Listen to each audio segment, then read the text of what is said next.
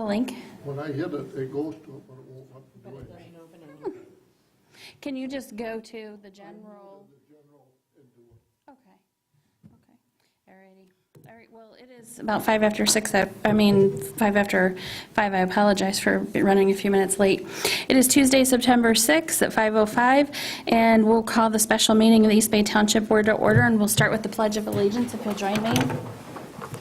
I pledge allegiance To the flag of the United States of America and to the republic for which it stands, one nation, under God, indivisible, with liberty and justice for all.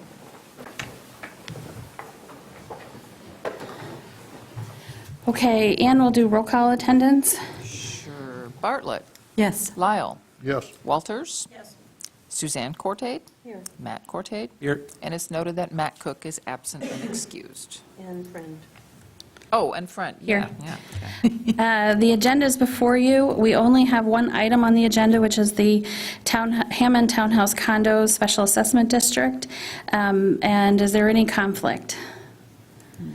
I have a timing conflict. Sure. I have a planning commission meeting at 5:45, and they're doing construction on 3 Mile, so I need to be out of here at 5:30 at the latest. Okay, and that's fine. We have a quorum, so I appreciate you being here now.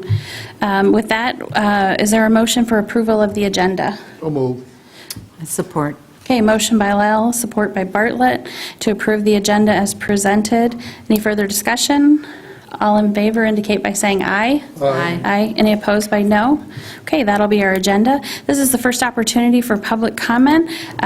Please make your way to the podium. I would ask that we hold any topics until the second public comment if possible, other than the public hearing, which will be during the agenda item.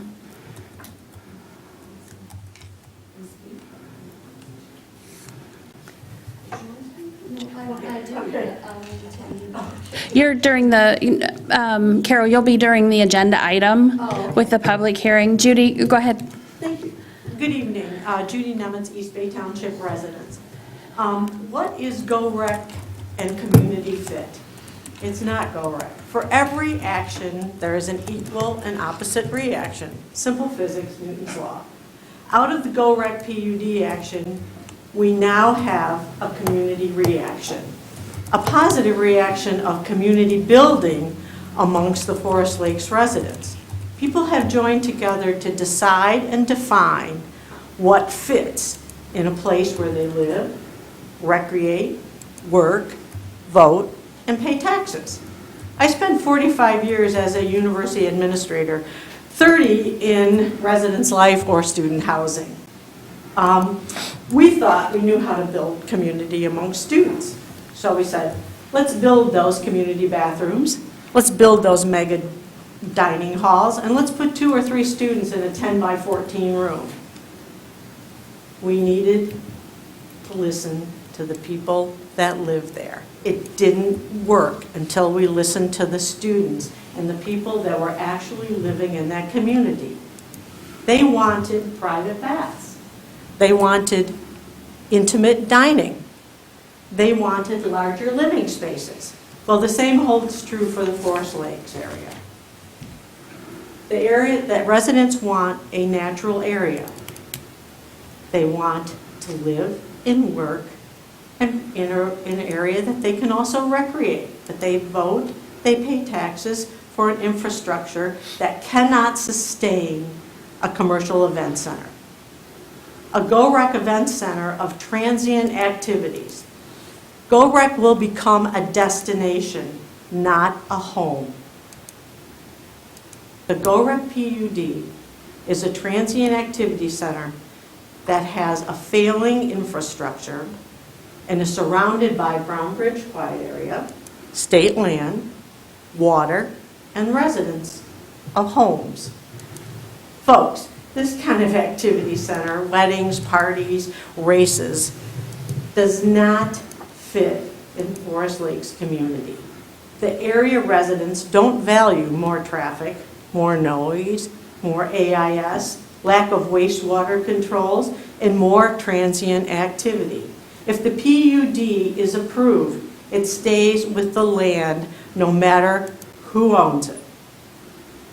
You can build a house, but you can't, only the people living in it can make it a home. Only the people living there can make it a home.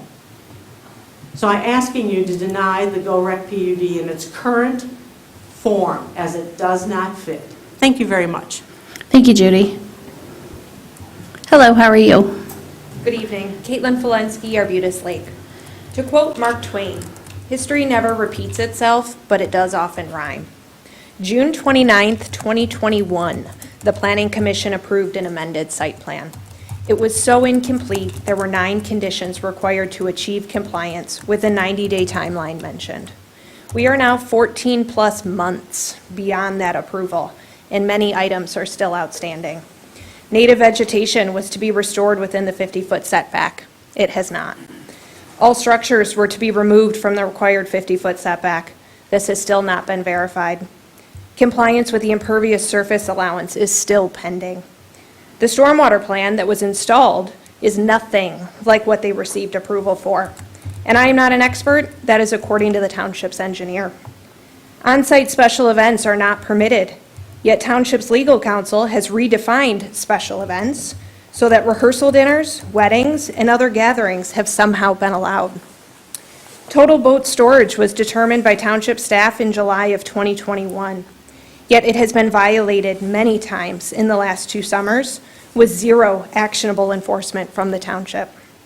I'm reminding you of this to illustrate when you review a site plan or PUD, it is imperative to dot your I's and cross your T's. It is unrealistic to rely on the Township's sole enforcement officer to correct all of these errors after approval and micromanage every minute detail on every parcel. Instead, please make sure the application is complete before you allow these commercial entities to operate. Include realistic deadlines for completion and specify what will be done in order to achieve compliance if those deadlines are not met. In regards to GO-REC, Ms. Capriva's planning review states that a soil and erosion review is not required because no earthwork is proposed.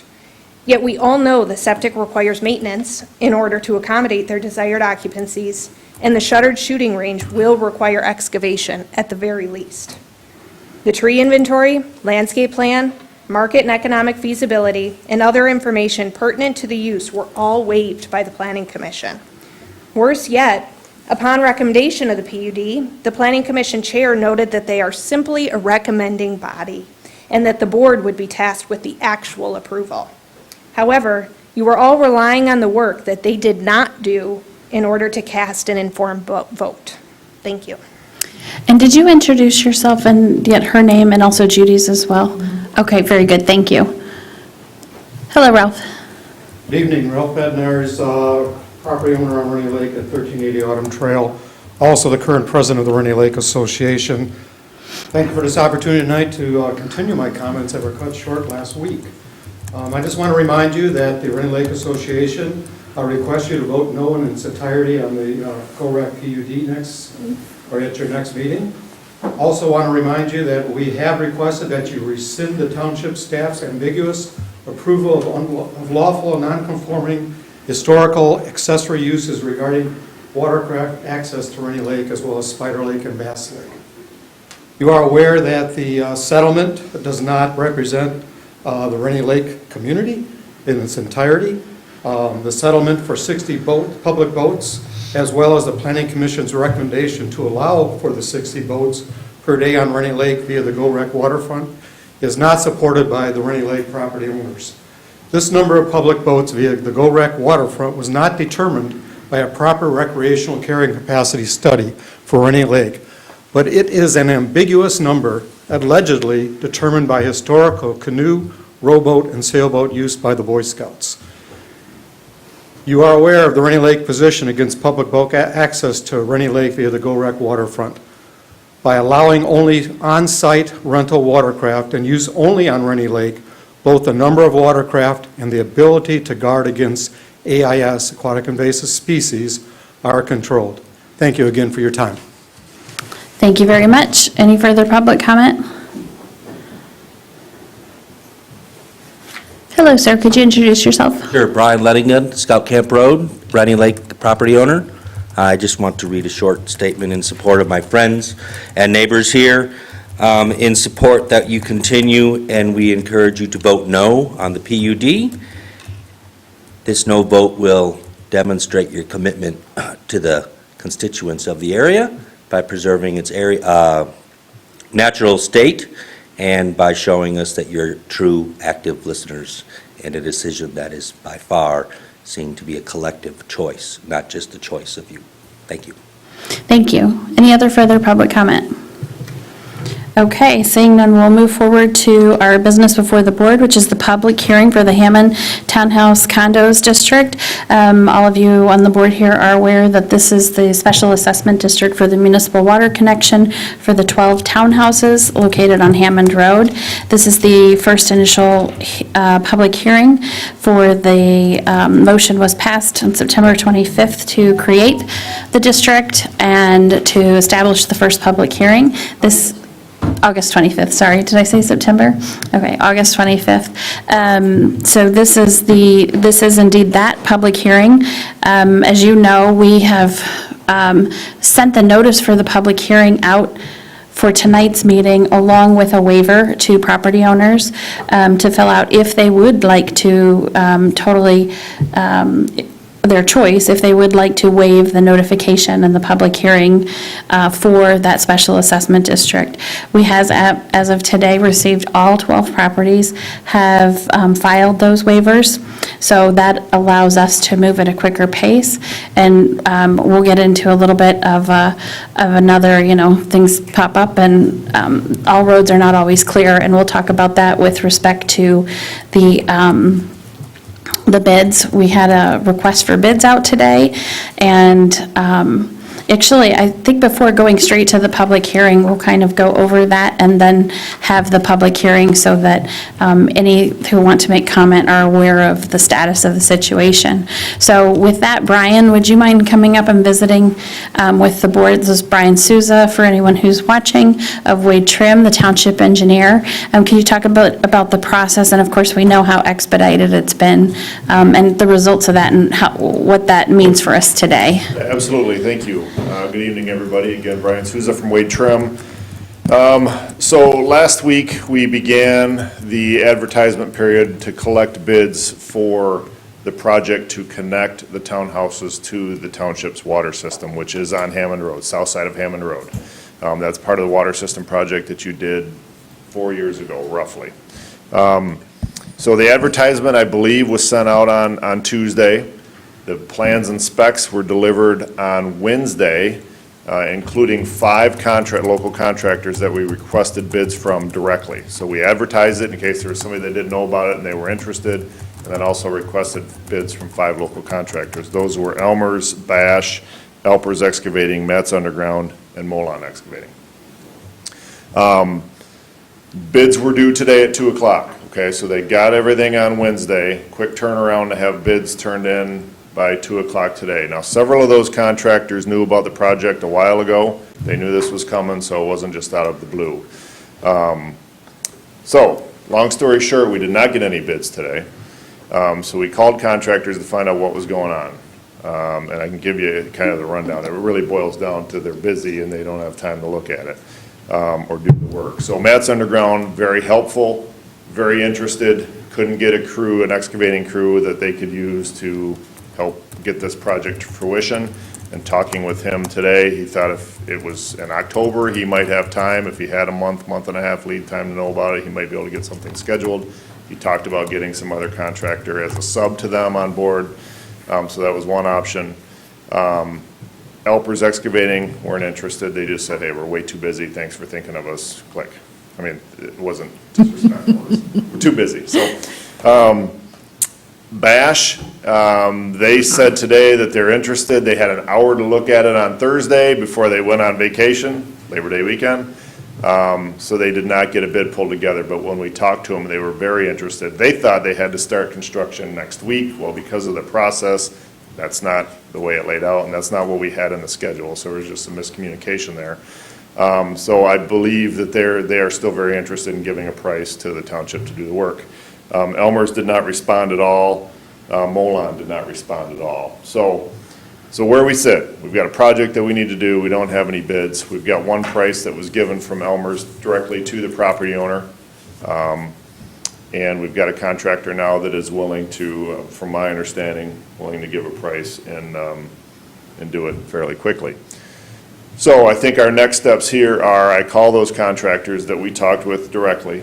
We say, hey, look, I'll give you to the end of the week. Please note these items in the contract, because one thing we wanted to make sure that we weren't tying their hands. So we gave them several methods to install this water line. Directional drill, open cut, you can use PVC, you can use HDPE, you can use ductile iron, you could use a whole gamut of things, because we knew this is we need a quick turnaround on this. We didn't want to tie their hands. All of those are already pre-approved in the specs in some fashion anyways. So I think this boils down to time of year, the quick turnaround, and the holiday weekend where we were not really getting the interest. So what I would propose that we do from here is contact those contractors tomorrow and say, hey, look, you had a chance to look at it. Can you get us a price by Friday?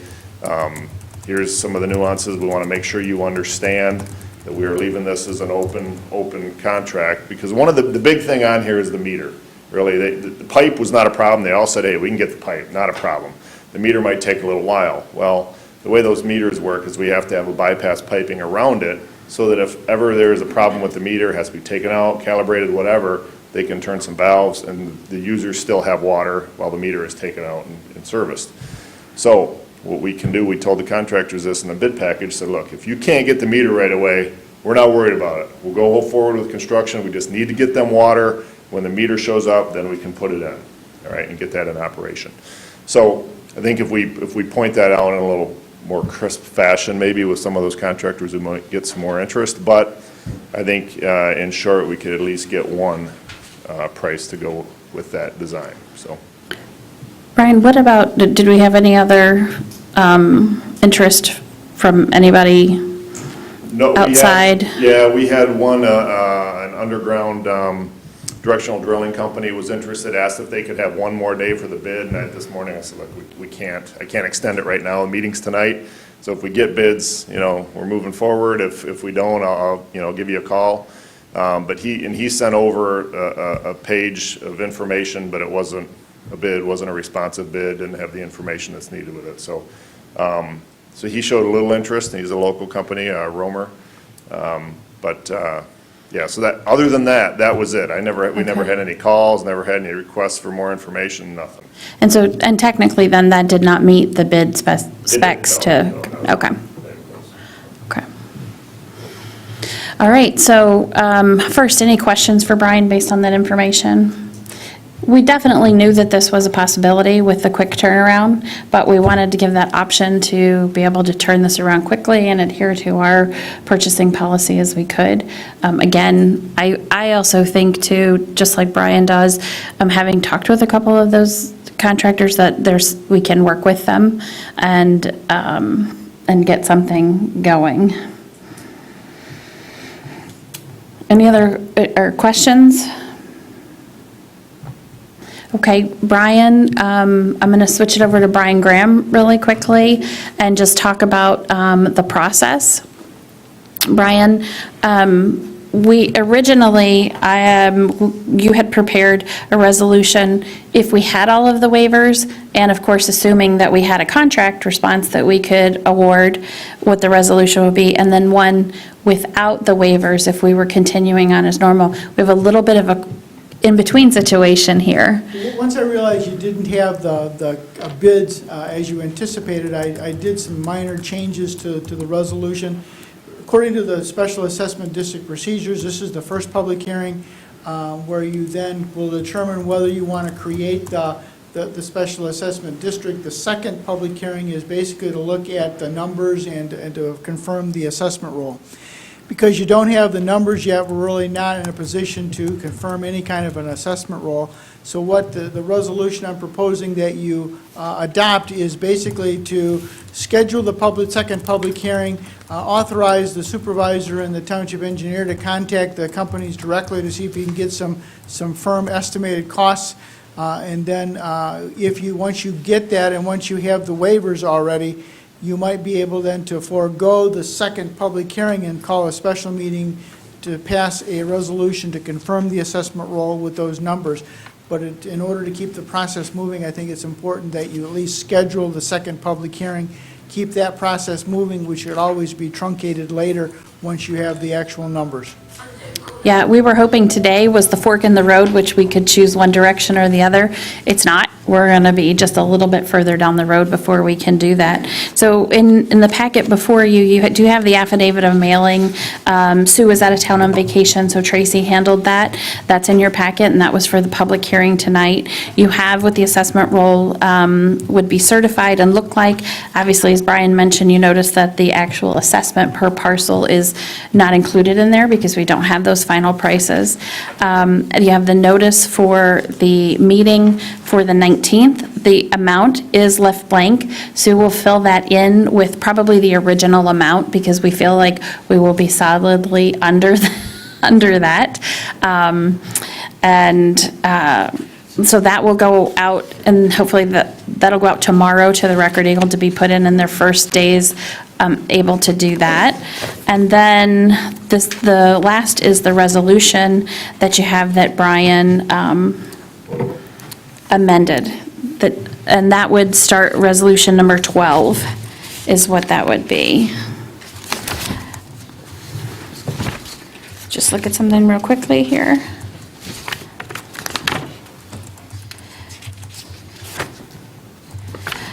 And so with that, I'm going to go ahead and open up the public hearing. So thank you, Brian. Okay, so with that, we'll open up the public hearing for the Special Assessment District 2022-01 for the Hammond Townhouse Condos water connection. If there's anyone who would like to speak regarding that, whether you have a question, an opinion, or anything, please make your way to the podium, introduce yourself for the record, and we'll make sure that that's on the minutes. My name is Carol Meredith. I'm a resident of Hammond Townhouse. We're now in our second month without water. People in Mississippi went 1 week and went nationwide on TV. So we're very desperate. And we would really like to have a well so that we can have water right now. And then we will convert the well over to just irrigation once we get our water situation taken care of. And when you sent out a notice that we needed to connect to water, we never dreamed we'd be dealing with this kind of money. I think even Beth thought it was only going to be $39,000 or $3,900 to connect at one point. And now we're into 250 or even higher thousands of dollars. And the notice, I guess you said we had to connect in 18 months. How were we to raise that kind of money in 18 months? So this is all very stressful. We've been under a lot of stress. So think about us tonight when you're taking a shower, washing your clothes, washing your dishes, even washing your hands. Thank you, Carol. Any further public comment? Okay, we opened public comment. Did someone make note of that time? 5:25, and we'll close public comment at this point. Bring that back to the board. You had a question, Mindy, and is this the resolution that is the updated one? Right. Yes. What are our packet? Yep, I did not include the two on the cover sheet that were for either of the situations because they weren't relevant. And that just came about at, I don't know, 1 this afternoon, 2 this afternoon, so very quick. Thought it would be better to give it to you in person than to email that out. So, other questions regarding Special Assessment District? Okay. As the Township Board, I think, knows, we've been now working on this for 2 weeks. So this has been a project before us for 2 weeks. And we have not only garnered, getting what needs to be done for the infrastructure on site with the engineer, but also the attorney to get a Special Assessment District fast-tracked.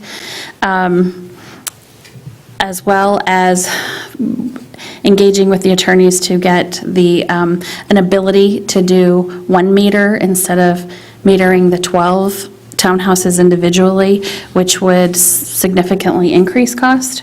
And the HOA's attorney is drafting that amendment to the condo docs.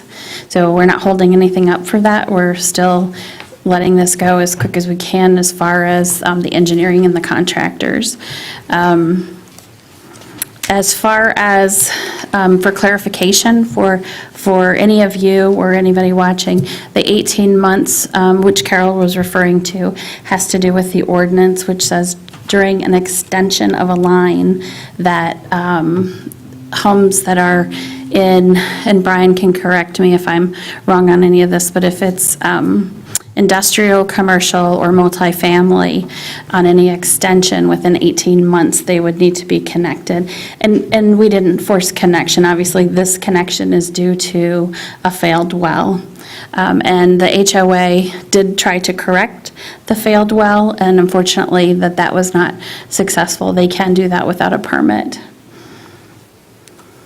So they have requested to drill a well and then connect that later to their irrigation. There are some issues with that, I think engineering-wise a little bit, plus the biggest stickler is that that's not allowed in the ordinance. There is no distinction between irrigation, a source of water for irrigation, nor for potable water, so there's no allocation for drilling a well in that ordinance.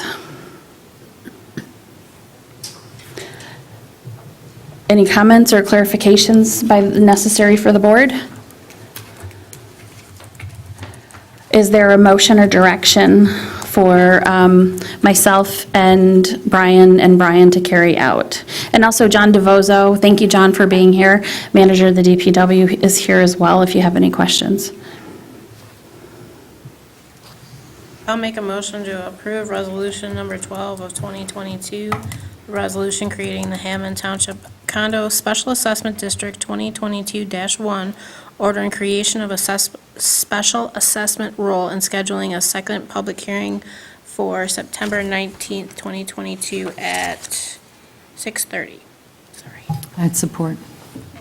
Okay, motion is made by Walters. Thank you. Sometimes I do one of those last names. Made by Walters, support by Bartlett.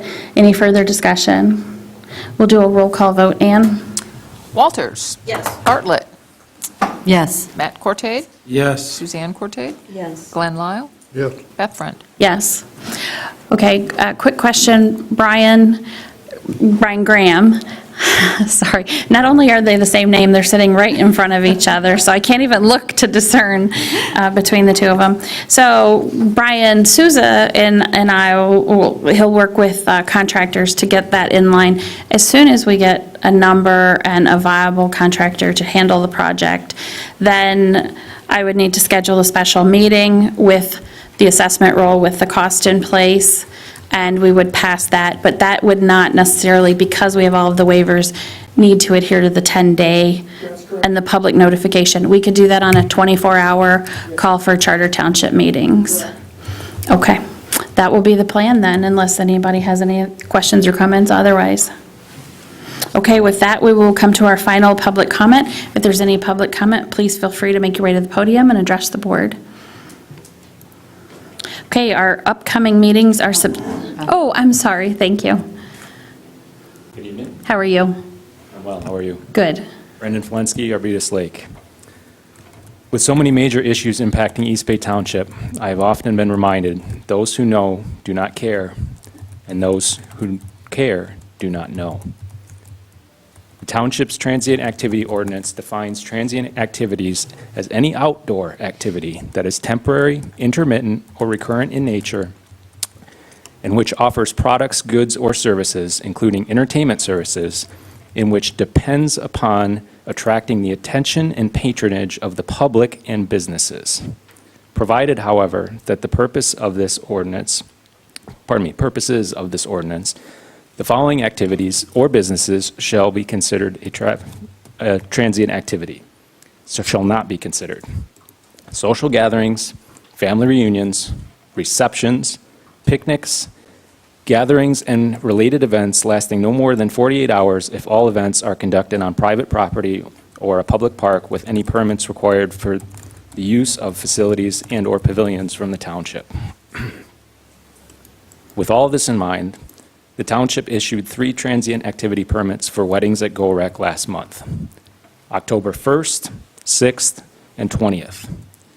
In direct contradiction to the recommendation of the Planning Commission and the wishes of this board, 2 of these weddings were on back-to-back weeks. The applications for 2 of the weddings stated reception to be held in Besser Lodge. Receptions are explicitly excluded from consideration as a transient activity, and Besser Lodge is an enclosed building and obviously not an outdoor activity. These were private weddings, not public events. Guests consisted of family and friends by invitation, clearly not an activity that depends upon attracting the attention and patronage of the public and businesses as defined in the ordinance. The September 12th agenda packet contains correspondence inquiring as to how these permits were granted. The township response states, the current planned unit development application does not impact the opportunity granted to individuals to obtain a permit under the ordinance. Restricting such would be unfair application of the permitting process. Despite referencing the ordinance, it fails to mention a transient activity permit is not even applicable in this situation. One may conclude this demonstrates either a fundamental lack of understanding of the ordinances or equally troubling, a desire to accommodate the wishes of the applicant at any cost, or both. So the question remains, why? Without real answers, the taxpayers and voters of East Bay are left to speculation. All we know for certain is that it does not feel right. We will not have clarity until our elected and appointed leadership begin to vigorously investigate for truths and actually practice transparency in government. As you prepare to vote on the GoRec PUD, please remember, your reputation is who people think you are. Your character is who you really are, your moral fiber. And there's something wrong with your character if opportunity controls your loyalty. Please choose wisely. Good evening. Okay, with that, is there any further public comment? Hello, Jill. I'm Jill Bernardi, Ready View Rose. Hi, everybody. I spoke last week on the word circumvent because it kept coming up, and can't hear. You can't hear. Sorry. Testing, 1, 2, 3. I couldn't resist that either. I spoke last week on the word circumvent because it kept coming up over and over, and it dawned on me today where the word circumvent came from in my mind, why it kept coming up. As you all know, early on, we've done many FOIAs, but early on we had a FOIA where the word circumvent came up. The word circumvent came up. I'll send it all to you in case you haven't read it. The word circumvent came up when the Rotary asked on a Saturday or Sunday if, let's see, their planner asked on a Saturday or Sunday if Matt McDonough could get the fire chief to quickly sign off on a fire plan. I'm calling it a fire plan.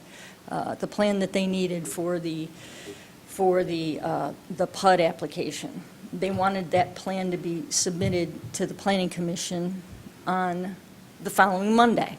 So on that weekend, they sent the email over to the fire chief, and they said, hey, can you sign off on this? We need it to be submitted on Monday, a couple days later.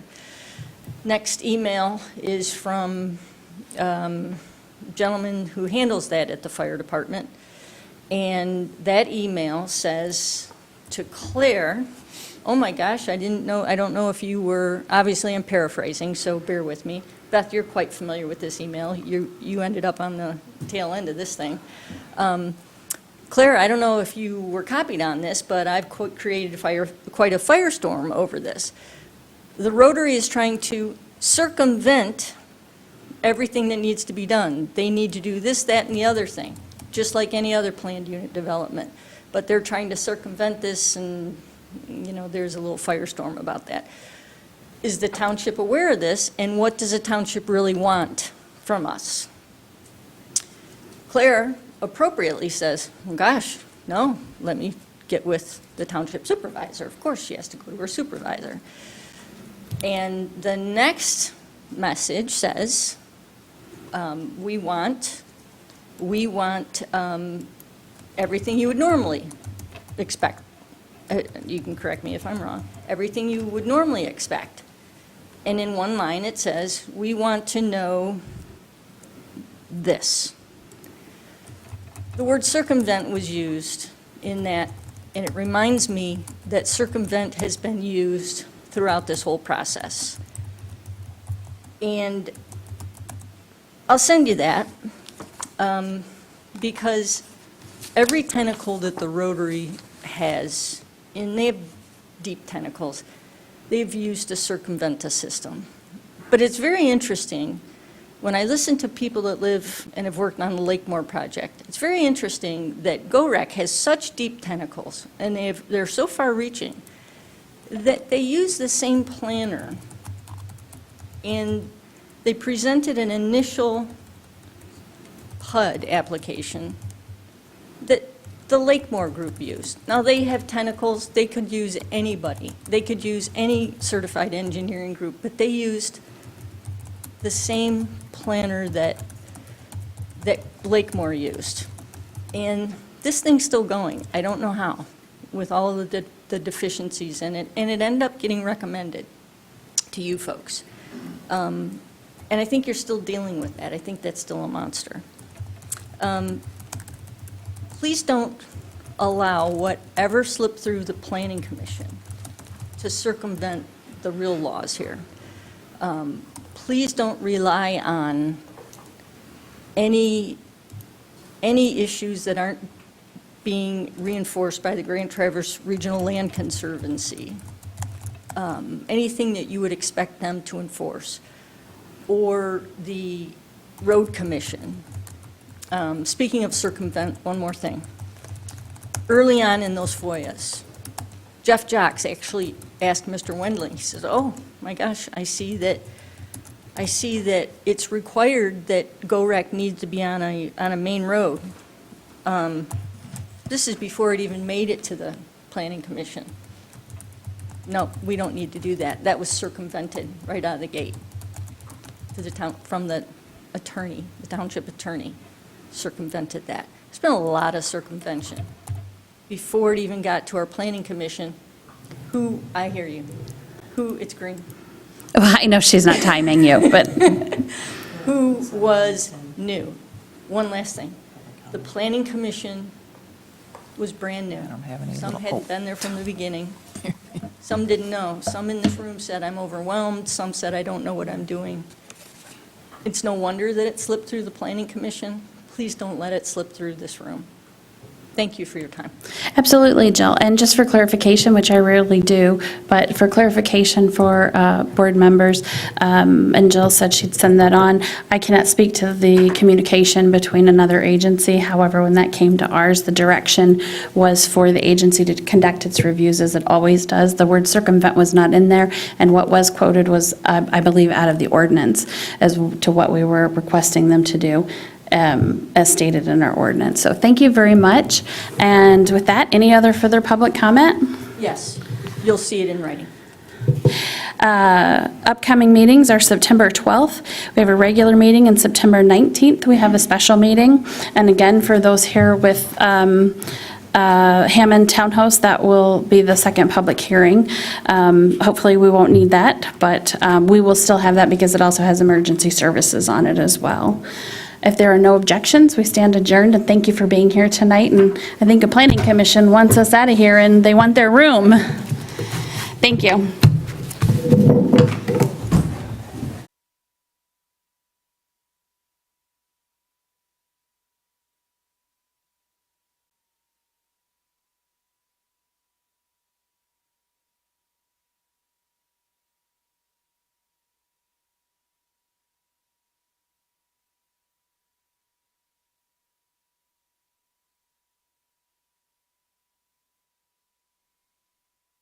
Okay. I think that's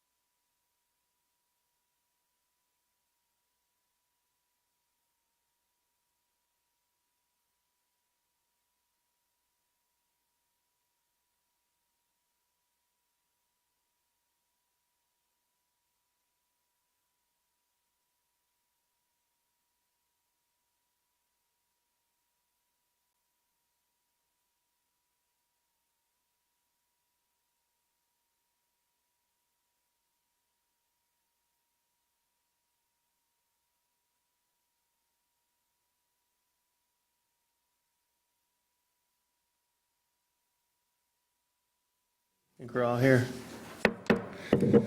We'll call to the meeting of Tuesday, September 6th, the East Bay Charter Township Planning Commission to order. Can we please start with the Pledge of Allegiance?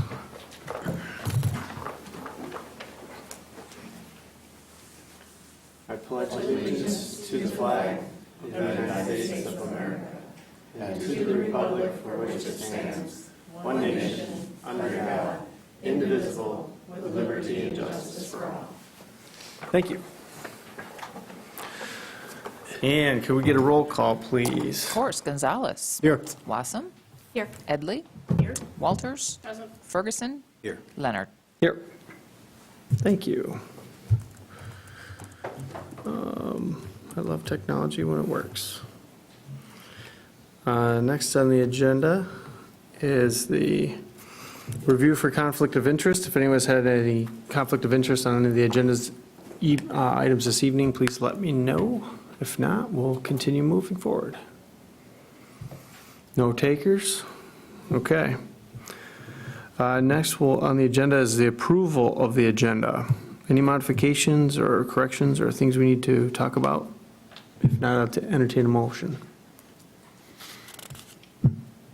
I'll move to accept the agenda of the East Bay Township Planning Commission for September 6, 2022.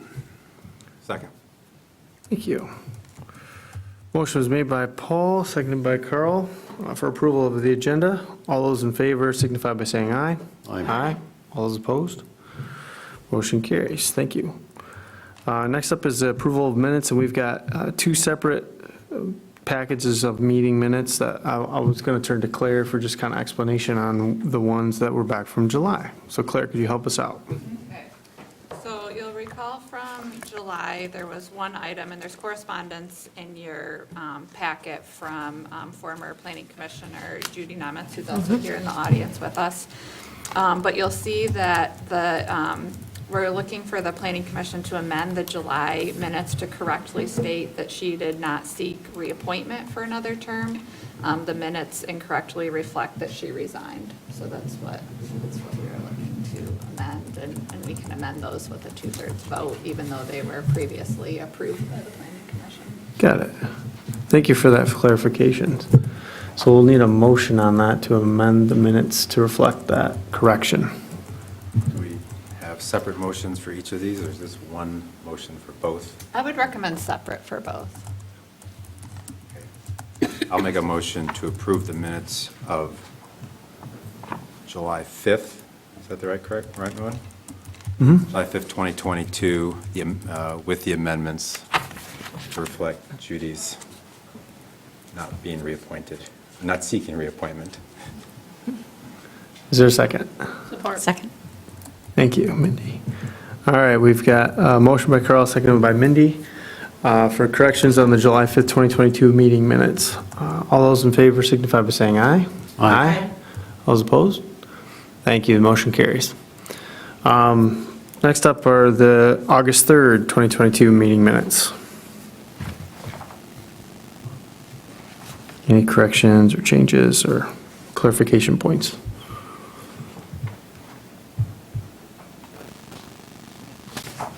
And if not, I'll entertain a motion for those. I'll make a motion to approve the minutes from the August 3rd, 2022 meeting.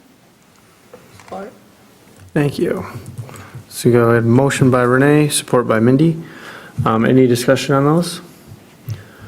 All right, all those in favor of the meeting minutes from August 3rd, 2022 being approved, signify by saying aye. Aye.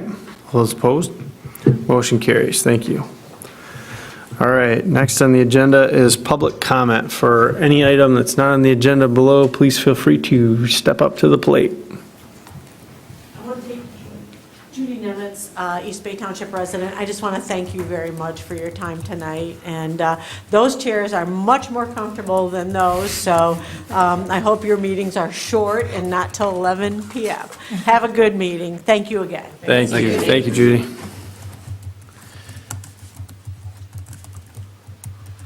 Any other takers? Okay. We'll close the public comment. Correspondence, I will turn it over to Claire on that one. Beyond what's in your packet, we have not received any additional correspondence. Makes it easy. Any questions of Claire? Any of the correspondence we got? Okay. Next up are reports. Mindy with the Township Board. So I was not at last township board meeting, but we have had several special meetings since then. We do have a group of residents who are on Hammond Road, and it's called the Hammond Townhouse Condos District. They lost their well about 2 months ago, and when we put in the municipal line right in front of them, it is actually required that within 18 months, any commercial, industrial, or multifamily homes get hooked up within 18 months. It's been 4 years. They haven't hooked up, but we didn't enforce that policy. But they lost their well. The well cannot be repaired. So we are trying to work through the special assessment district process to try to get them hooked back up. We had a RFP go out last Tuesday. The bids were due back today, and we had no bids. So it's really about timing. You know, we're trying to get these people back up to water as soon as possible. But we all know that trying to even get here today for some people was a challenge just because of all the construction. So we know that the end of the year push has taken hold of our contractors, trying to get everything done before, that they already have on the books by the end of the year. So we're reaching out and trying to get some of them that, you know, it was a holiday weekend and everything, just to try to see, you know, if you wait till October, can you get it in October? And we might have that possibility. They can't get it in, like, they can't drop out of everything and get it in, but if they give them a little time, we might be able to do that. So we're working through that, but the special assessment district is quite a process. You have to have several, you know, special public hearings before you can do the next step. So we had one last week. We had one this week. We will have the township board meeting is next Monday, and that has GO-REC on it.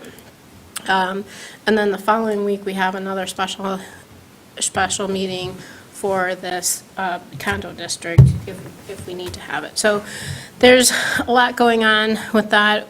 We've known about the project for 2 weeks, so the township is not the one that's causing the delay, but, you know, I feel horrible for these people that, you know, 2 months without any water. So we're working through that as quickly as we possibly can.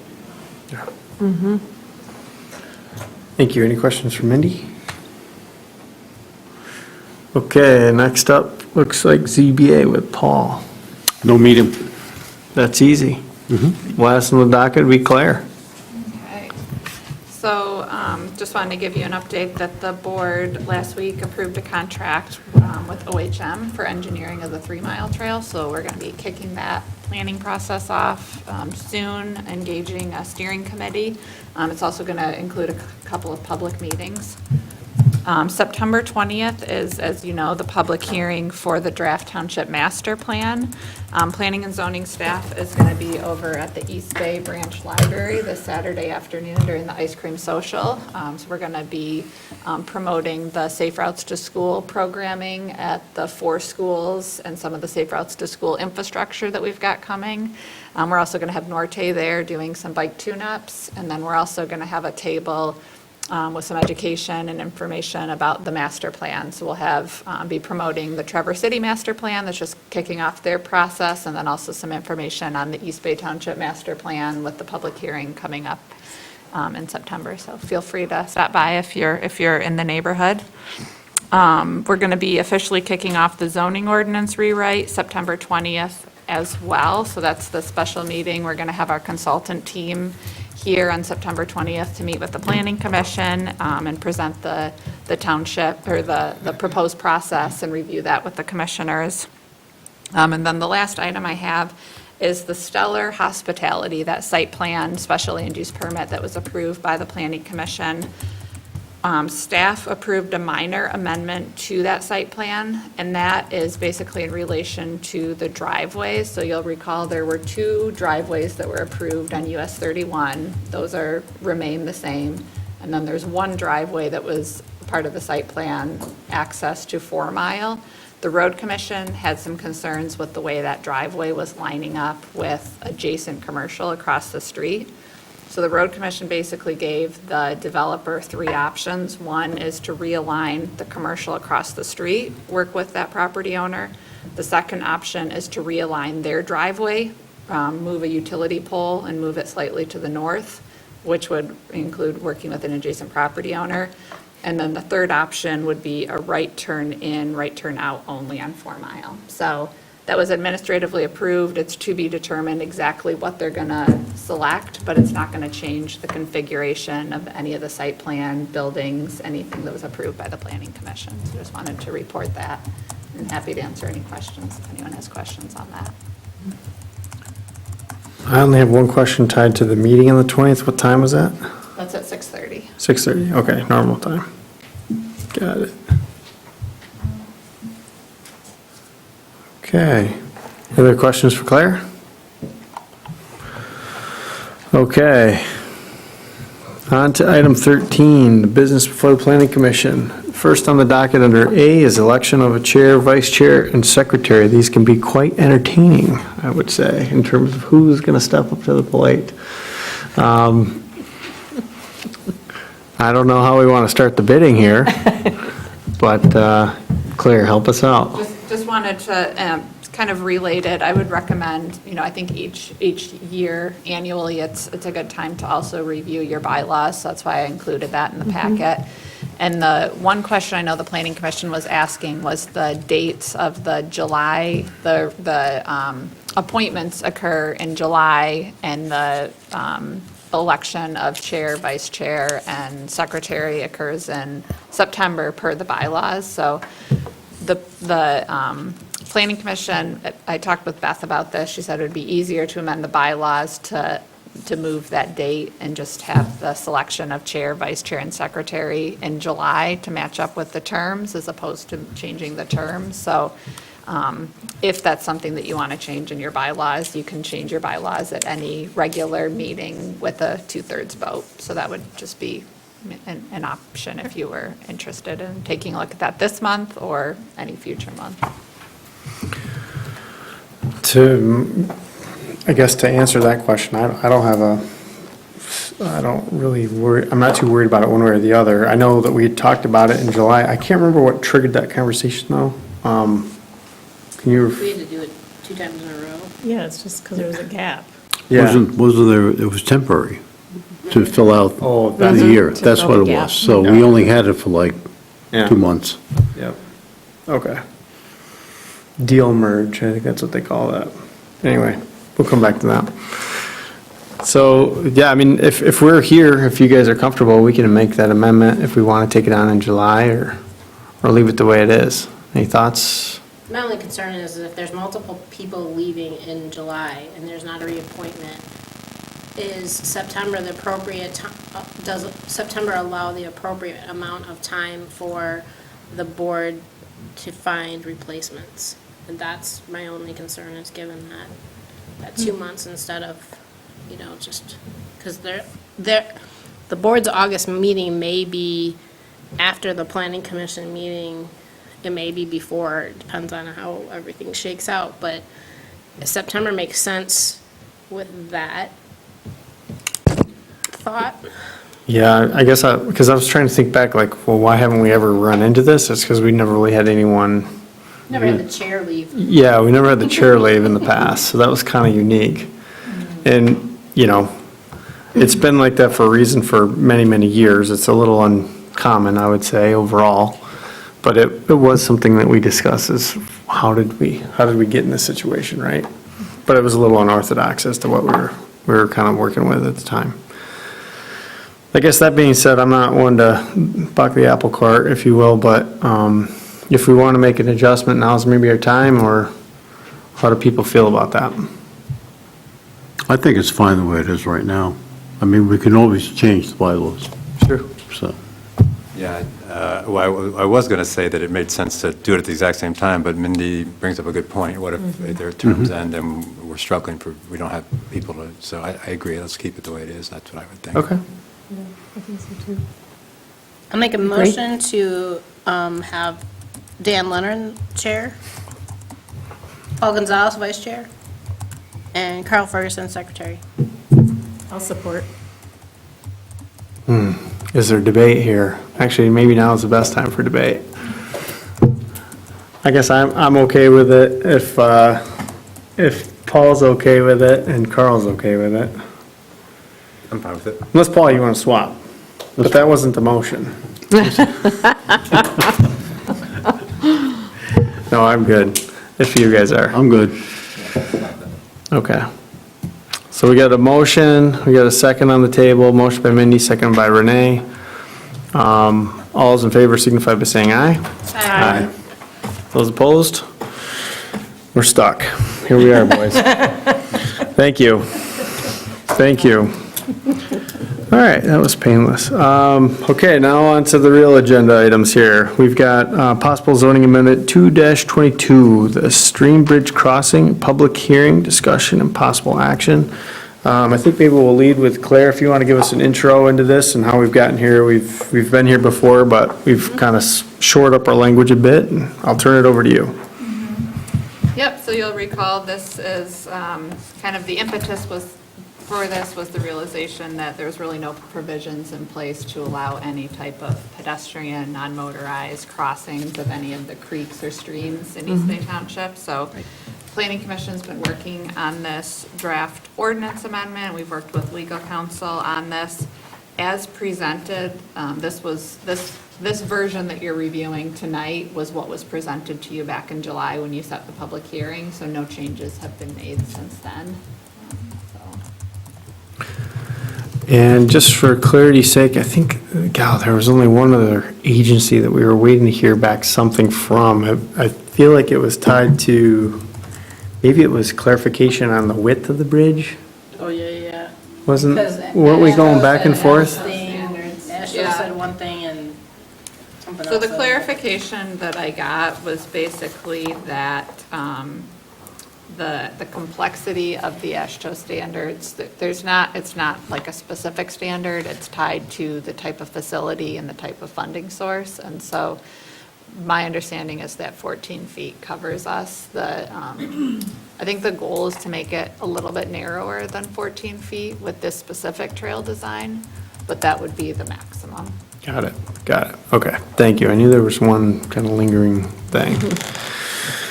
Okay, with that being said, any questions for Claire of the commission? Okay, so at this time, we'll open the public hearing at 6:50 and open it up for any of the public comment.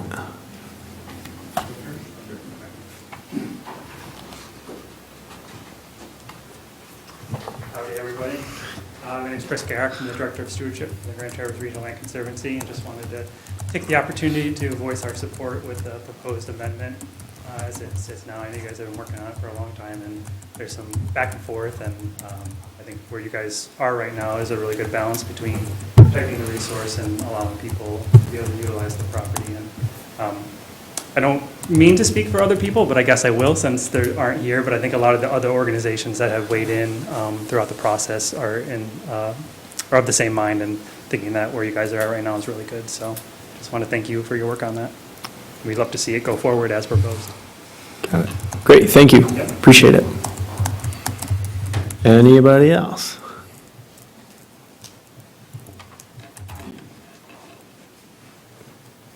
Hello, I'm Dallas Wirtz with Gosling Zubak. I'm a landscape architect, and I also support the amendment. I think that would be a great addition to East Bay Township to allow pedestrian access and within and near the creeks and within streams. I think that doing it in this fashion will allow for the stream to all in all stay relatively untouched. If anything, it could help to give an opportunity to remove existing structures and help the creeks flow better. But yeah, all in all, we support the language of the amendment. Great, thank you. Appreciate it. Are you looking for a name back there? Did you need clarity? Oh, okay, got it. Any other comment from the public on this matter? Yeah, I live on 3 Mile on South Airport Road, and I've been there 42 years, and I'm glad that it's going commercial and your property plan.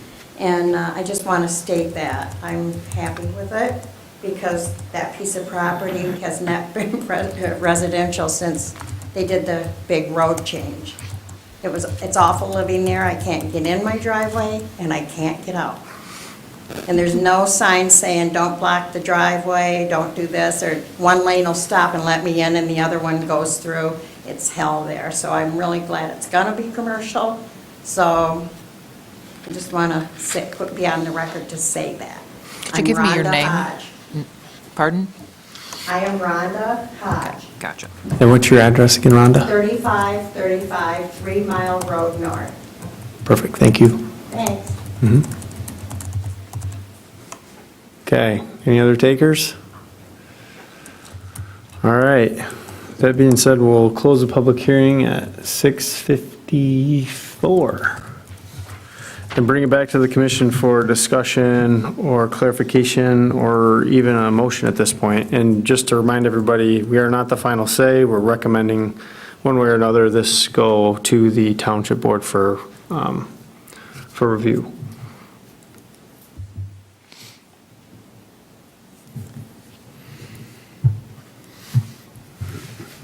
I'll give you a motion. Okay, I'll take it. Okay, I recommend, I move to approve and forward to the Township Board zoning amendment 2-22, an ordinance to amend the East Bay Charter Township zoning ordinance concerning pedestrian crossings. Thank you. Is there a second? Support. All right, so we've got a motion by Paul, seconded by Rhonda. Any discussion on the motion? We've done that in the past. Just wanted to air it out there. Thank you. All right, let's have a roll call vote. Gonzalez. Yes. Wassam. Yes. Edley. Yes. Walters. Yes. Ferguson. Yes. Leonard. Yes. Thank you. Motion carries. So this will be go to the Township Board for their review and approval, or review anyway, with a recommendation. So more to come at the next upcoming Township Board, where they'll also have a public hearing have to be scheduled as well. Yeah, that'll probably be at the October meeting. Okay. Likely not a public hearing, but there will be, we'll report back after the decision is made. Okay. Moving on to item C of new business, site plan review 10-22. This is a special land use 5-22 of the Hobart Brothers. This is a public hearing discussion and possible action.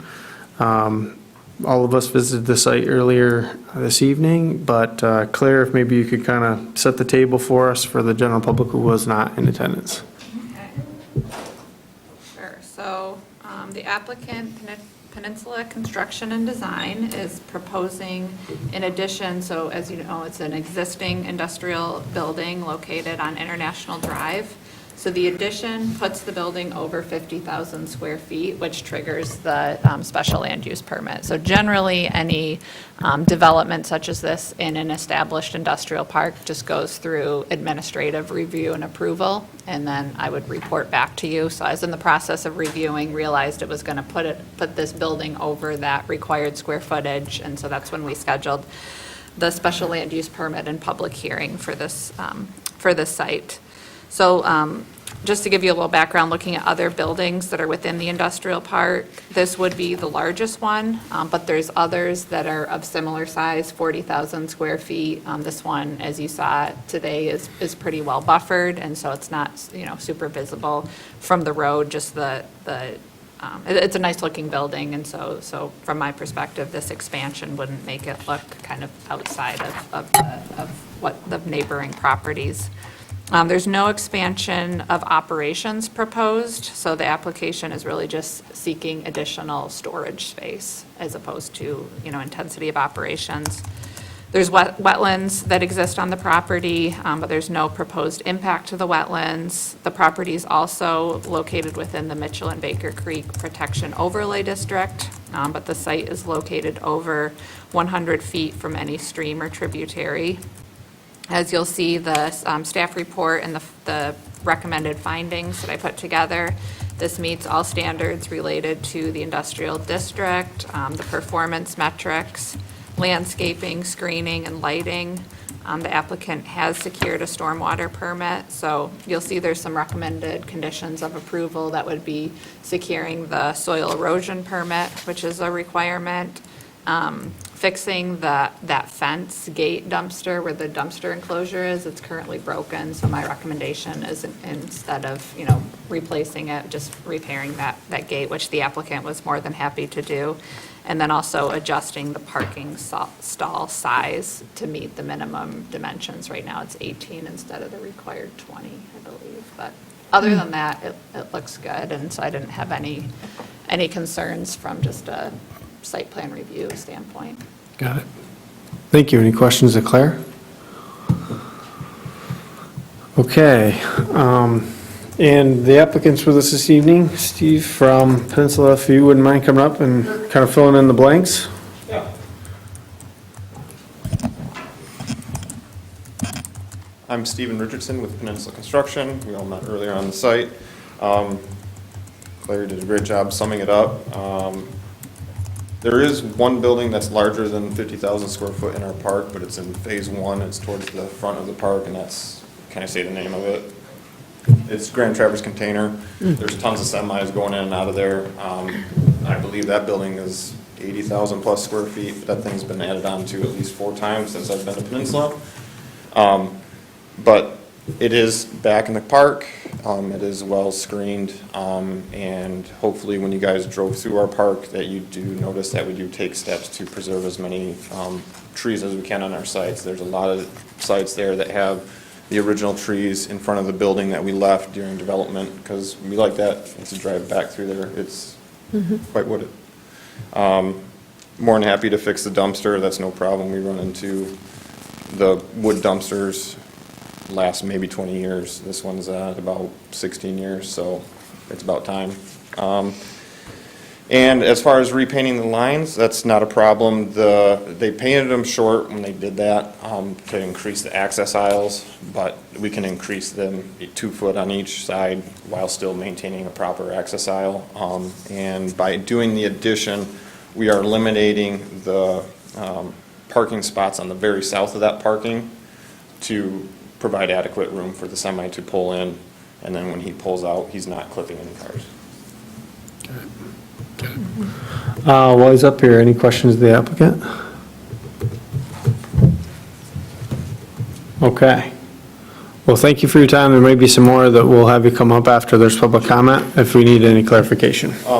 Can I address one more thing? Yeah, I know out absolutely. On the site, there was brought up about the truck turnaround. Mhm. That truck turnaround leg is 68 foot long. The longest semi-truck with a sleeper cab on it is typically around 70 feet. But given the access aisle, there's enough to straighten it out. But I just wanted to say we're not making it 100 feet long, making it any longer than it has to. It's enough to get the truck straight so that he can back in properly and then pull out. Got it. Thank you. Okay, we do have a public hearing scheduled for this evening, so we'll open the public hearing in this matter at 7 o'clock, if you believe that, fellow planning commissioners. So the public hearing is open at 7, and welcome for any others that wanted to comment on the situation to come up to the lectern, please, and state your name and address.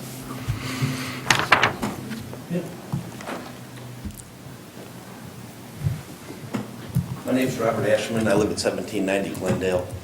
And I think he's wrong about his truck turnaround. Yeah, he can do it. I mean, and I understand why they want to do that, but there's got to be a different route that he can go. It's only right next to that is where they turn around now.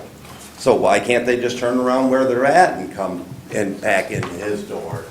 It's, you know, truck drivers are pretty good. I mean, if they don't think they can do it, they should go down and see how Wixel's trucks back into their spot with the Sara Lee fence right there. And those guys have no problems whipping it right in there. So it's really for no reason at all. And it'd be nice if he could take his pole barn that he's building and put it on the other side of the parking lot. He's got room over there to do it. I mean, I just think that was an easy way to go, the way that they did it, to figuring out their plans. Sure, it was easy, just, hey, we'll just go right here and we'll put our building right there, because that's, you know, it's just the easy solution without doing really thinking about it. I'm sure the county would let them use a little bit if they needed a backup way instead of turning around there where they're turning around now. I mean, I don't think it'd be no big deal. I mean, it can be worked out better than the way that they did it. And that you just reckon all the wildlife moving through there and everything into the 3 and 4 mile swamp and everything. You're really playing havoc on them. I mean, and if we don't care about animals, well, then I guess, yeah, we should do it this way. But I think that there's a better solution. And I think everybody here can figure that out. It can't be that hard. I mean, they're really not hurting anything by their addition. And I understand, Hobart needs more storage space. It's understandable. Their business must be growing. I mean, they're not building this building just to waste their money and for no reason at all. I'm sure they have very good reasoning behind it. But to put their other building in a road right through there for just to have semis backing up, and then, you know, the sad thing for me is what I'm gonna get is all the people from Hobart walking over and smoking next to my fence line, like now they're walking across the county property and smoking on the Conservancy land property. If you guys notice, that's why those two guys were walking back to Hobart from where they were. Why they did that? Hobart probably doesn't allow smoking on their property. So they just let their employees go walk around on everybody else's property and smoke. And so I just believe that way you keep the smoking where it's at, and it saves that part of the 3 and 4 mile swamp flow through. And it can be done. I mean, it can't be that hard to figure out how to turn a semi around. Like I said, come on over and we'll look at Wixel, and we'll see how they pull their trucks in there. And you would have to say that you would not want to be the one driving that truck into Wixel, but if you watch the guys that do it, they zip right in there. And so, you know, I hope that we can come to a spot to where we can just make that certain part of it different. And I believe we could. It's, you know, I didn't have time to look it over. This is the first time I've seen these plans. And I'm not an engineer, but I'm sure I could come up with a better system than that. Anyway, thank you. Thank you. Thank you. Any other public comment? Okay, So we'll close the public hearing at 7:05 and kind of bring it back for comment, questions, clarifications of the commission. I know when we were out on site, we were talking about kind of that buffer zone and where else could you, we talked about that storage building, where else could it go? Functionally, I don't understand like the interior layout. I'm guessing, and Stephen can clarify, that with that addition, there's layout complexities tied to why that building is placed there. I'm just, again, guessing. And as I'm looking at the site plan, in terms of like another location of where that could go, your setbacks are pretty tight on the western side where the existing loading dock is. And elsewhere on site, I'm not sure where else it would go, given the layout that we have. But Stephen, could you actually come up to the lectern? I'd love to just kind of get your take on this. I don't want to guess. Sure. And Chris isn't here tonight. He's the engineer that submitted this. Was there a floor plan submitted with this packet? There wasn't? I think so. Okay. I do have one. I don't know if that's something I can pass around. It does have a shop layout that they provided us with. For just that extra building? It's for the entire building. And the reason why they're doing storage on this side is because they have all their machines on the original side. And moving machines, there's usually typical reinforced pads for all the machines, all that stuff. Gotcha. You are correct. The setback is very tight on the west side. There's no way to put a 50 by 30 in there unless they were to purchase the neighbor property, which it's a big chunk of property to buy for a 50 by 30 storage. In the notes, in the review notes, there is an 80-foot buffer between the building corner and the east property, and we are taking steps to keep as many mature trees as we can. The truck turnaround might be a little bit closer, it might be closer to 60 feet, but that's still a 60-foot buffer, vegetation buffer. And as far as using the existing turnaround as they do, could a truck possibly straighten out? Yes, but then he would have to back all the way across the parking lot and then back in, do a hard right back into the truck dock. Got it. We aren't, the truck maneuvering lane is not beyond any setback, any right-of-way setback or anything like that, and we are gonna, plan is to keep those few mature trees that you could see between the cleared area for the road or road right-of-way and the parking lot. We're gonna try and, we're getting close, but the plan is to keep those. So on the plan, just one point of clarification that Mindy brought up on site for those that weren't there was, there are plans to remove, about 40 foot or so of vegetation, and with it being replanted, the goal was to replant with grasses, if you will, and mulch to kind of get it stabilized and take off from there. I know we didn't give you a whole lot of time, but is there any, it's not uncommon in other deals that we've considered to have some kind of initial landscape plan or procedure to be planted at the time to let them kind of grow. Is that something that you guys would consider, or? Absolutely. We've done that before in many plan reviews for the bermed area, absolutely. That 40 feet or so between the berm and the property line, that is meant to maintain the mature trees. Obviously, within the setback, we don't want to come close to touching those. Anything at the bottom of the berm, we'll try to keep as far, but as far as the berm, absolutely, we can plant with grasses, stuff like that. Native species, if you'd like. Go ahead.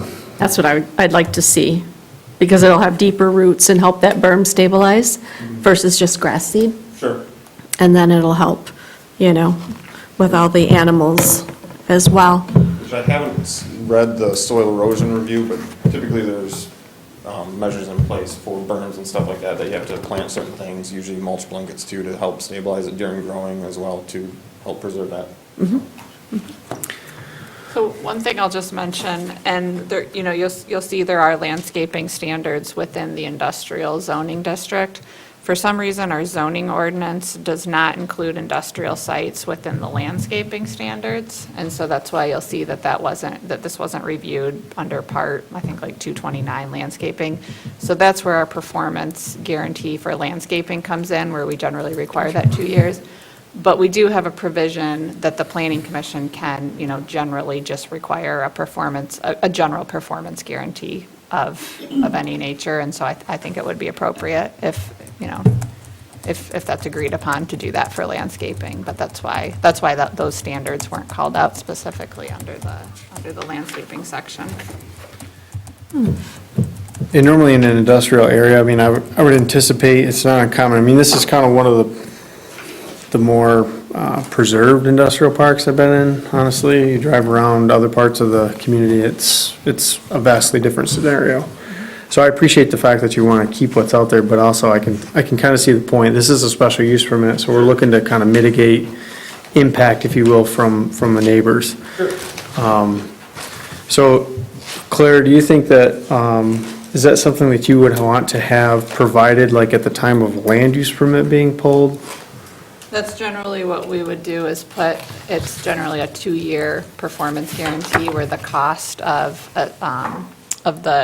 the labor plus the cost of the landscaping materials would be put either in letter of credit, a bond, or into escrow, and we would keep that for 2 years until it's been established. The city has that automatic. Yeah, so that would be something that we often do for development. So what about the plan itself and what they're gonna plant? I would like for that to actually be in the record, that this is what they're planning on planting, and make sure that we have native species of, whether it's grasses or sedges or trees, whatever it is, that it is native species. How does that get specified? I guess one of the things I'm a little bit, it seems that there's at least some concern with the proximity to the neighboring property to the east. I mean, should we specify in there things that, in addition to being native, are the most buffering from a sight, sound, et cetera? I don't know, how does that get specified? I mean, generally, that would be on a site plan, and so probably the best way to secure it would be to have that resubmitted for next month, unless you wanted to kind of put it together tonight on the fly, if you were comfortable with that. But I think the best level of assurance that we'd have would be. I don't feel qualified to put it together on the fly. I don't either. But I also would be, comfortable with somebody who is qualified doing it, not at this meeting, but administratively. I don't know how that works. I think it needs to come back. Does it need to come back? One point of clarification I wanted to make was, we talked about the addition of the berm, basically on that eastern line, so absolutely we'd have to remove, 20 foot or so of vegetation to be able to create that kind of, you said it was about 3 to 4 foot rise. But will you be able to save trees? Because you've got them highlighted on here within that detention area. You've got probably, 20-some trees that are highlighted on there. I wonder, are those all the ones you've already tagged and you're anticipating keeping, or you're going to replant? Can you kind of speak to that? Not replant, we're going to do our best to keep those. Anything in that flat area is going to be easy to keep because we're not going inside there just due to grade. Where you see the contour lines of that berm, yes, you'd be taking a piece of equipment down that line and you would be clearing anything mature, unless a berm can be built slightly around it, but the main is to maintain that line around. And you'd basically start from the back corner and work your way out constructing that berm. And then as you get it constructed, you would have to stabilize it due to soil erosion measures. You can't just leave it raw dirt. I mean, you'd have to straw mat it, seed it, stuff like that at the time of construction. Yeah, that's the one point of clarity I wanted to just make sure we're not making a mountain out of a molehill, or at least clarify it, because as I'm reading the site plan, like, for those of you who are looking at it, there's kind of a channel where the new berm would be built on that eastern edge. So you'd kind of run a piece of equipment through there to create the berm on the western side of that effectively. So you would remove everything in its path, but you wouldn't necessarily affect that in the middle. Am I correct there? Right.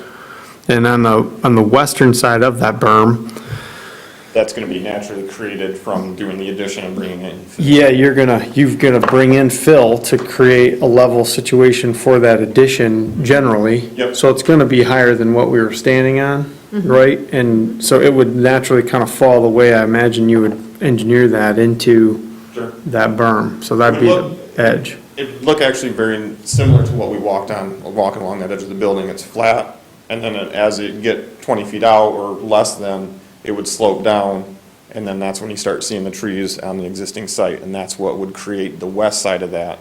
Then we would come back through and rework dirt on the east side.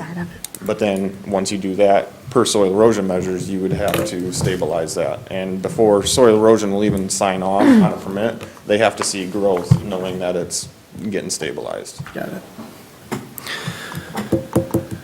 Any other comments on this fact? I kind of want to hear, just because it's a sticking point for everybody. What do you think, Mindy? I have a bunch of questions. Is there, this little storage building, Yep. are semi-trucks gonna need to get to it? Nope, that is for forklift access only. So how are you gonna get the materials into it that are coming from off-site?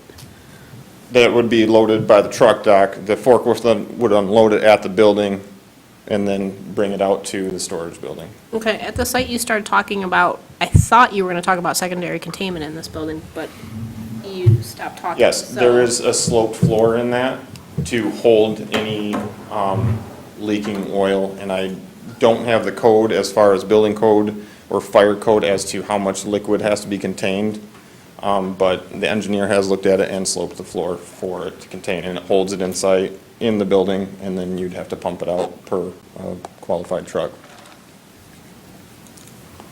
Okay, and then what are the hours of the trucks? That, he did not, the owners did not specify. Most shipping stuff is during normal business hours. If there is any, like garbage trucks, I know that was brought up on site, if any of that's happening before hours, that would be something you'd have to address with the garbage truck. I haven't heard of anything of a semi coming in at 5 in the morning, 6 in the morning, but that wasn't told to us by anyone. And how often do they have trucks? Again, they didn't specify that. Okay, so we're gonna have this come back next month, I think. Can you get those answers? Sure. If it does come back, I'm just one of 7, so. And then, I was wondering, so when the trucks, the hours for the trucks, how many trucks a day, week, month, well, whatever. And then,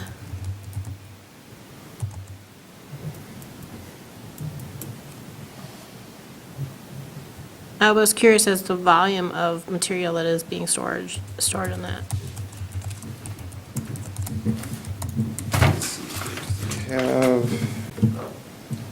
So it's a 50 by 30, and it's only 16 foot tall, I believe, 15 foot tall, and 18 foot tall. But you have to be able to lift the pallets up of this oil, and per fire code, nothing can go over 12 foot high, otherwise you start running into high piled storage. So if you come in a few feet on each side, you're down to about 22 feet by 42 feet, and it would be stacked no more than 12 foot high. But are they in drums or are they? They're in oil drums, and it's used for treating or coating their aluminum while they're extruding the wire. And is this both new and used oil? This would be, I believe, new, and then once it's used up, it's discarded. There is a trash bin inside, I believe. Let's take a look at this. Yeah, there is a staging area inside for waste oil, and I believe that's part of the other reason for that truck dock.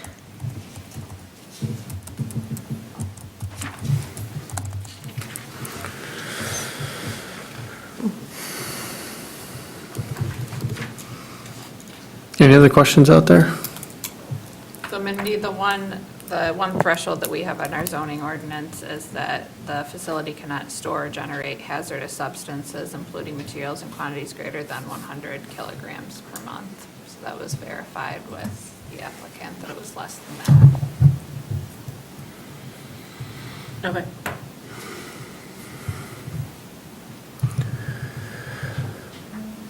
Say that again.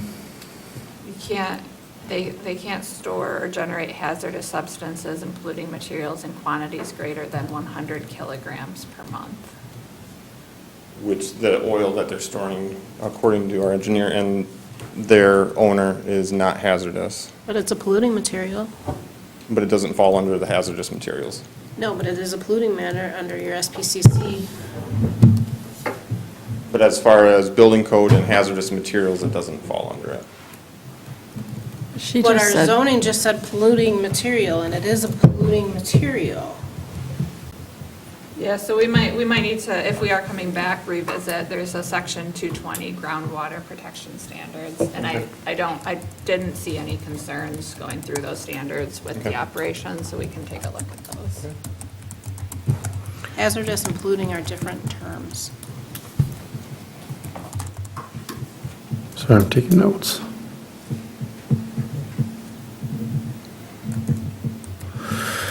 Okay. Thoughts, questions, clarifications, anybody else? can I ask a clarification? So the additional building that's being built has that semi-dock? Yep.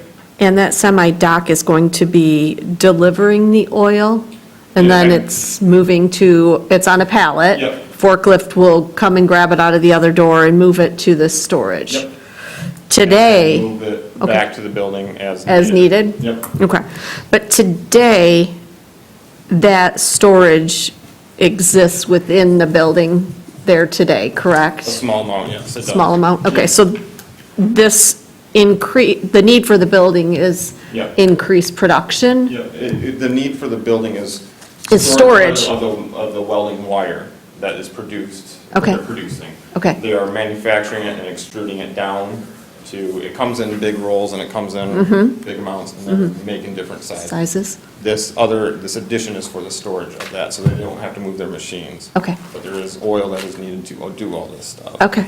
And so they move that around as needed, but the bulk oil of it is stored in here. In this new per their building. Insurance requirements. Okay. Which is why it's 50 feet away from the existing building, or any corner of that building. Okay, I remember you mentioning that there. That's where I was trying to go, sorry. When I right. meant the new building, I meant the smaller 30 by 50. Okay, thank you. And I apologize, we're going to need to take a closer look at that. I think that it does I think that it's specifically generating hazardous substances and polluting materials. So we'll take a closer look at that. Okay. But if it needs to be both of those, it could be exempt. The other thing that comes to mind with this, and if I'm just reading between the lines here, but we talked about on-site, the access to water pressure for the building to accommodate the additional sprinkler conditions of the building itself. And you made a comment about if this was to be stored indoor as it is being done today, it would trigger that additional need for additional capacity. Is that accurate?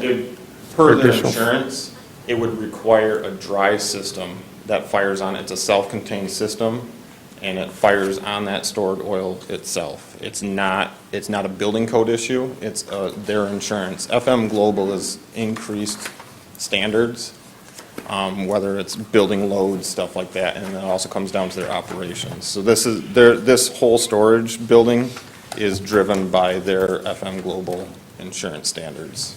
Yeah, thank you for that. Any other questions of the applicant?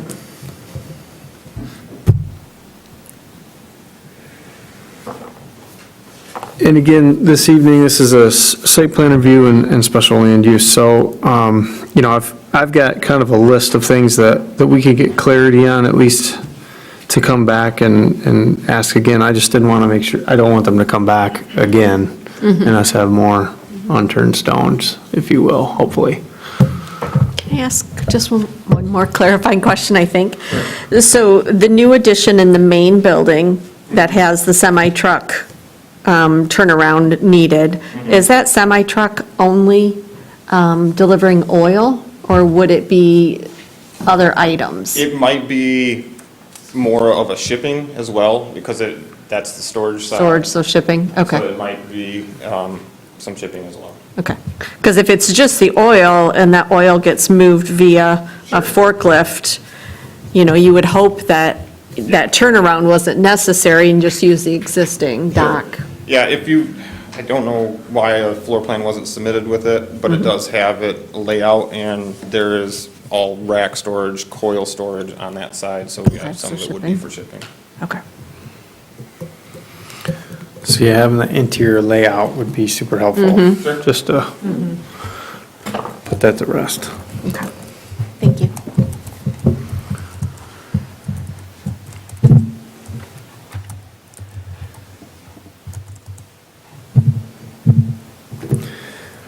Well, just to kind of go through it and wrap it up, in terms of deliverables, so that, Stephen, you're clear as to what and feel free to chime in where I've come up shy, but we'd love to know hours of operation of the building itself, frequency, and on a weekly basis, a monthly basis of the actual deliveries. Clarification on landscaping, especially on the eastern side. The western side, we're not even impacting, so just that, area that's going to be impacted. I would just add, Dan, around that turnaround as well, I mean, any kind of buffering, I think, when I look at least the Grand Traverse County parcel map now, and I'm just checking the distances to the neighboring parcel, and then any houses that are there, that seems to be the closest point. So if there's things we can do to buffer that, or include that in your plan as well, if you could, that'd be great.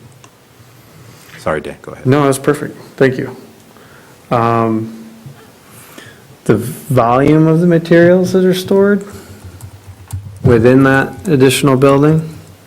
Well, according to the zoning, it's the total.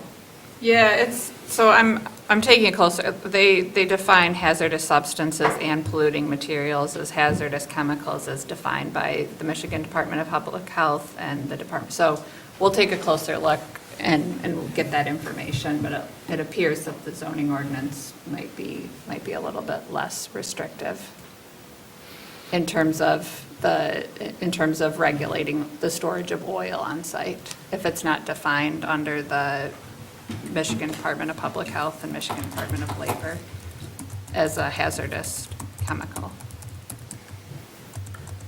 And I'm just looking at section 220 groundwater protection standards, but we'll take a closer look at that before the next meeting. Okay. The interior plans, which you already have, but we just don't have in our packet, that would be helpful. And then you may even just, come up with not a definition, but maybe an explanation of the typical usage, and your interior layout will probably tell a story better than anything, but the usage, the rationale between the second dock, and kind of what its specialty is. It's just, I think having that clarity would help ease, the additional impact to the site. Anything else I missed or need clarification on from anyone? I have a question. This might not be relevant, but, so considering that currently it's stored inside, so probably the chances of it getting spilled outside are way less. So do they have some kind of a plan in place? Because now you're talking about going back and forth between the exterior building and the new warehouse with the oil, which to me increases the chances of spillage. So is it required to have a plan to clean up if something happened, or, I don't know, just something I thought of. Stormwater pollution prevention plan? I guess, I don't know. Yes, I would think. Maybe something to speak toward that would be very beneficial. Just something to address what if, because to me that seems like a possibility. Sure. When you're talking, we've got snow, ice, all kinds of weather conditions. Forklifts don't have very good Forklift drivers that may, Right. who knows? Just curious. That's a good point.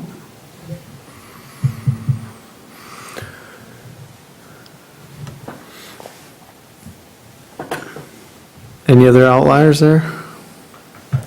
This feels like we're going to table it. I'm reading the tea leaves. But again, just in a matter of clarity, I want to make sure everyone has the information for Stephen to do some more reconnaissance for us.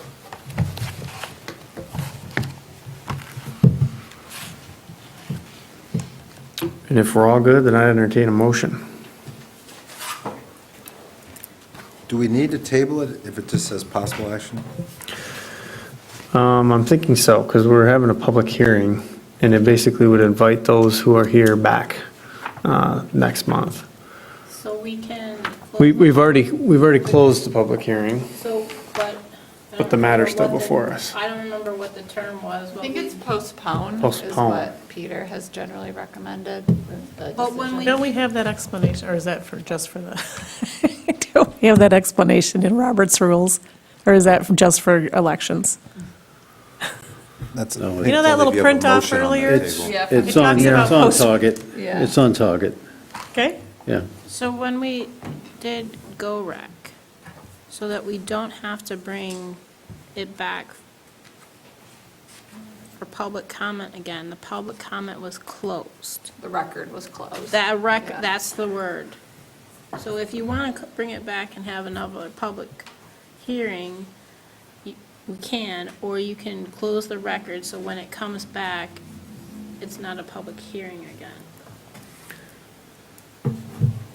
I think we've kind of, I mean, I'm not so concerned. I'd be interested to, let the neighbors know when this is coming back before us with additional information, because it might take longer than 30 days. We hope not, but, it may extend the time period.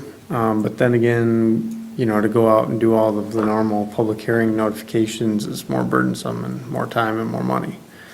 I mean, my understanding is that we can continue to, accept public input at the next meeting so that the neighbors have the opportunity, but without a change, they won't have any substantive change to their application, that it would be, appropriate Warrant not to another one. renotice the public hearing.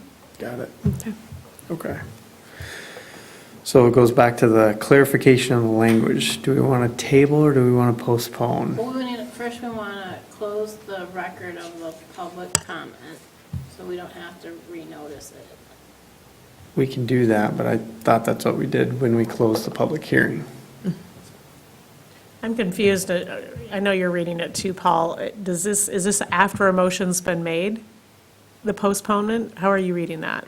I'm reading it as if there had been a motion. Right, that's how I'm reading it too, so I'm wondering if tabling it is the proper. I think tabling it would be, because this looks like you need to have a motion. When I talked to Brian Graham on postpone versus tabling, he said they were the same, interchangeable. He didn't see any reason to worry about that Okay. language Okay. between the two.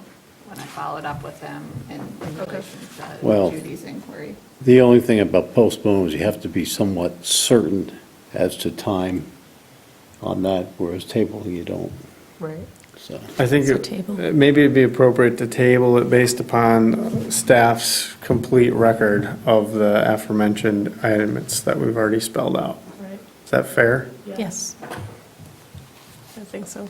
Worded just like that? Could someone say that? Okay, say it again. Sir, Support that. can I do that? Yes, you can. Well, there's a motion and a second on the table.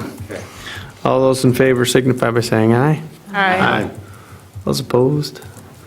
Motion carries. So we'll wait to hear back from Stephen. You'll work with Claire directly in terms of getting those materials, and then we'll bring it back before us whenever that docket's ready to go. Thank you, everyone, for your time on this. We just, like to get it all on the table. So thank you for the discussion.